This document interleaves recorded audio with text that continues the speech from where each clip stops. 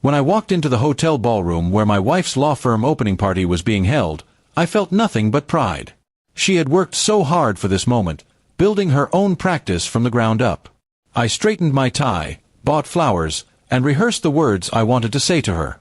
I was ready to be the supportive husband, standing by her side as she celebrated her achievement. The room was buzzing with excitement.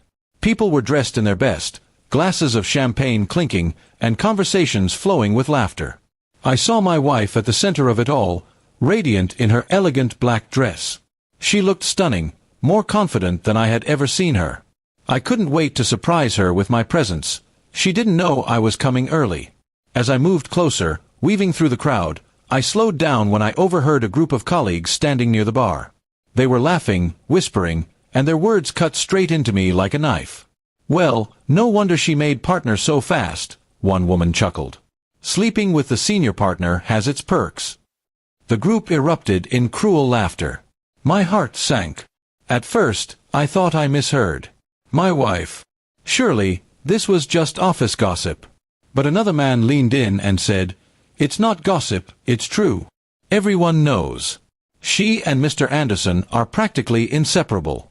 Half the reason this firm exists is because of him." The glass in my hand trembled. I felt dizzy, my ears ringing as if the walls of the room were collapsing on me. I wanted to dismiss it, to say they were lying, but the conviction in their voices left me no space to deny it. My wife's success, what I thought was earned through years of sacrifice, suddenly felt tainted.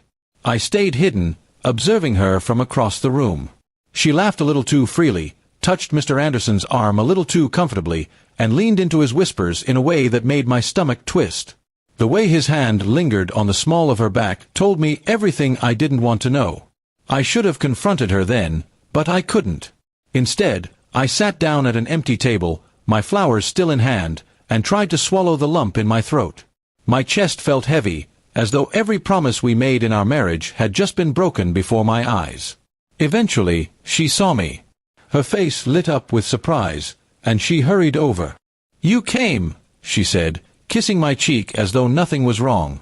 For a moment, I almost convinced myself to smile and play along. But the whispers of her colleagues echoed in my head. I looked into her eyes, searching for guilt, but she was too good at hiding it.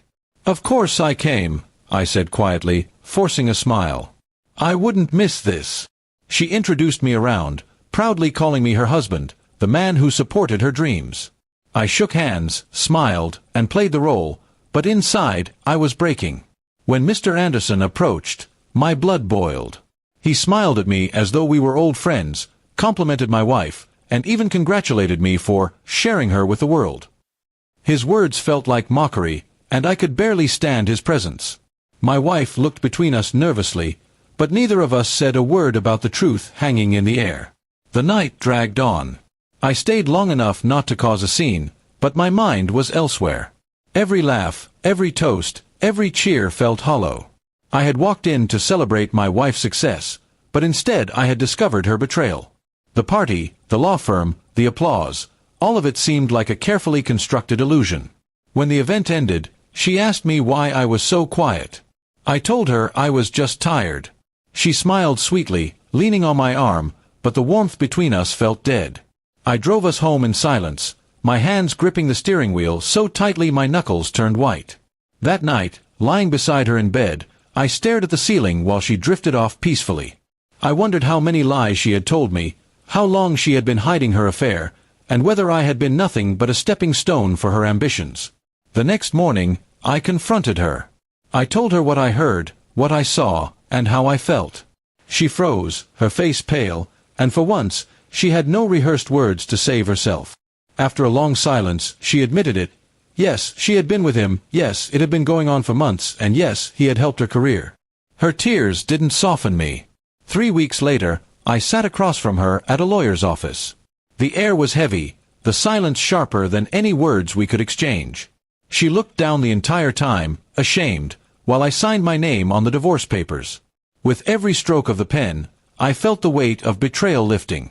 When she finally signed her side, I walked out without looking back. My marriage was over, not with a fight, but with ink on paper that closed the chapter of us forever.